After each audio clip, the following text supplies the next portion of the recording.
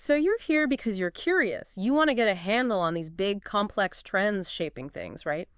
But, without wading through tons of jargon or spending weeks reading, today we're doing a deep dive into something huge: K-pop. It's pretty much impossible to ignore these days. Exactly. And we're using excerpts from this really interesting piece: K-pop, Civilization Platform, and Identity Shift. Our mission, really, is to look past the catchy songs and amazing videos. Oh, those are great too. Oh, absolutely. But we want to uncover the deeper stuff. How K-pop might signal a real shift in global culture, in identity. Moving way beyond just being a musical trend. Right. The source we're looking at argues it's something much more fundamental changing. So let's dive in. Starting with this big idea that K-pop isn't just Korean popular music anymore. Yeah, that's the first thing that jumps out. The source is really challenging our usual boxes, saying, thinking of K-pop as just a genre from Korea, that doesn't really cut it now. Okay, so what are they suggesting instead? They use this phrase, civilization phenomenon. That sounds pretty grand. It is a big claim, Yeah. but they break it down. They see it as something broader.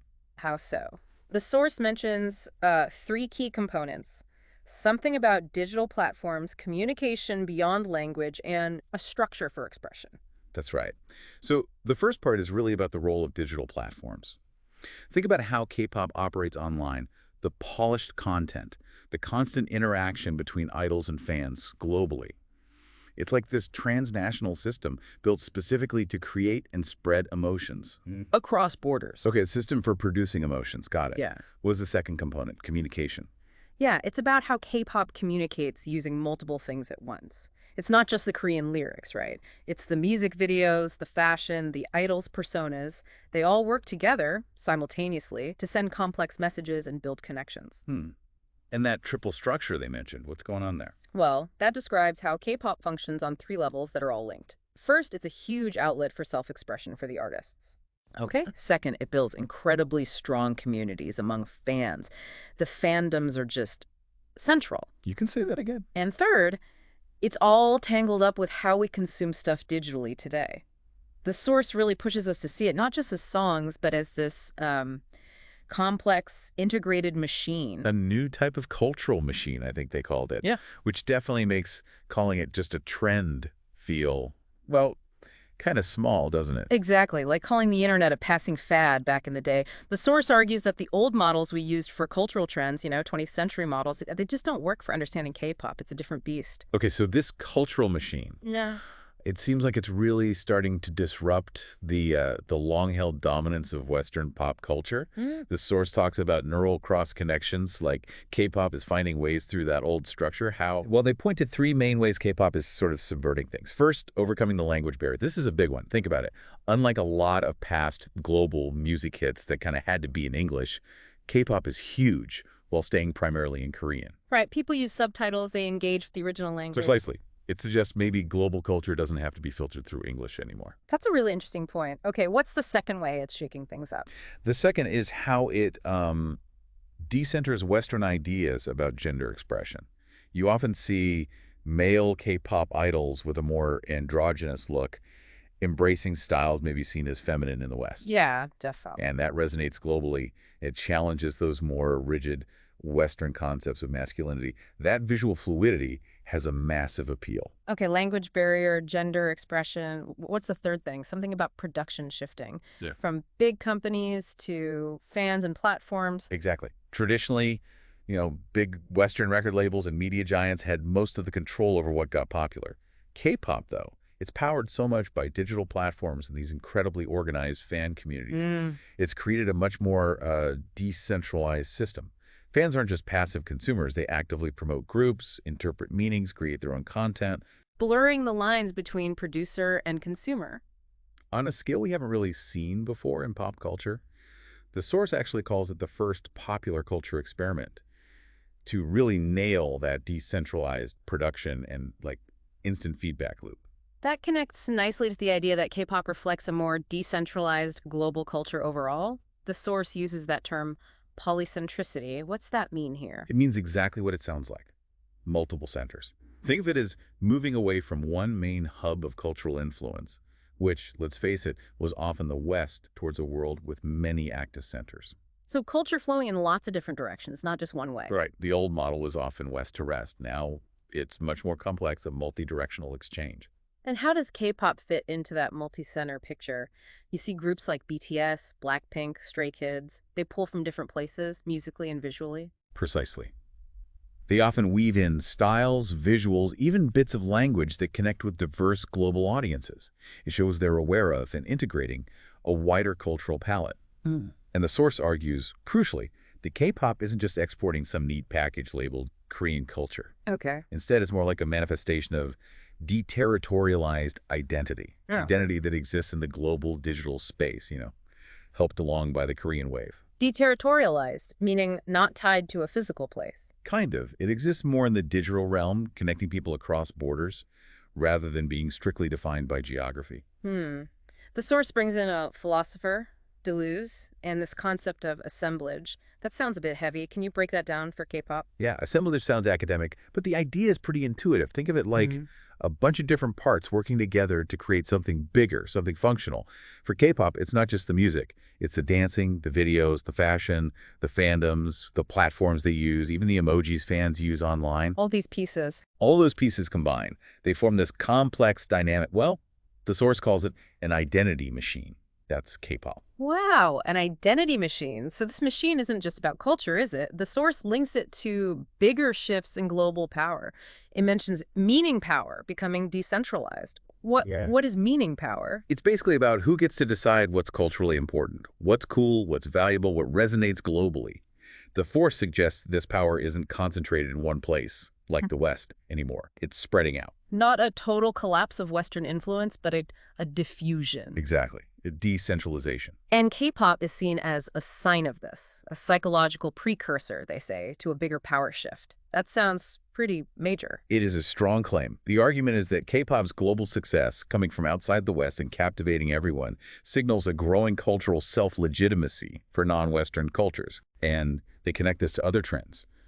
Asia's economic and tech rise, China in manufacturing, Korean chips, Japan in robotics, and maybe a slow decline in the absolute dominance of English and Western cultural norms. So the idea of what's valuable culturally is changing from Western-centric to something more hybrid. Transnational and hybrid, yeah, that's the argument. The source even has this really bold idea about K-pop being a testing ground. A testing ground for what? For, get this, a standard language of the next civilization, and a soft power reboot sequence for East Asian civilization. Wow. Okay, that's a lot to chew on. Standard language for the next civilization. It's definitely provocative. It suggests K-pop's way of connecting emotionally across cultures might hint at how global communication could evolve, with East Asian forms playing a bigger role. Let's take a step back for a second. The source gives a bit of historical context for these shifts in culture production. Can you walk us through that? Sure. It contrasts basically two eras. Mid-20th century, largely American-led cultural dominance. Think mass media, TV, MTV, a mostly one-way flow of rock, pop. Right. Then, fast forward to the early 21st century, now it's more about platforms, multiple power centers, fandoms, algorithms, global markets, all linked up. And K-pop, along with things like anime and webtoons, are kind of prime examples of this new structure. And the source looks even further ahead, into the AI era. What do they see happening then? They predict a future driven by a, quote, hyper-personalized identity economy. Meaning? Meaning content creation gets super tailored based on analyzing our emotional data using AI, using things like large language models. So like AI generating K-pop specifically for my taste based on my emotional response. Potentially, yeah. Highly individualized K-content. Okay, so bringing all these threads together, Yeah. What's the absolute core takeaway the source wants us to get, the crystallized insight? The main message is K-pop is way more than entertainment. It's a really significant platform for identity transformation. It signals non-Western cultures stepping into the center of the world's cultural unconscious, as they put it. Not as a clash, though. No, not necessarily a clash of civilizations. More like a dismantling of the old Western standards, making way for a new kind of global interaction, sensory negotiation among multiple identities.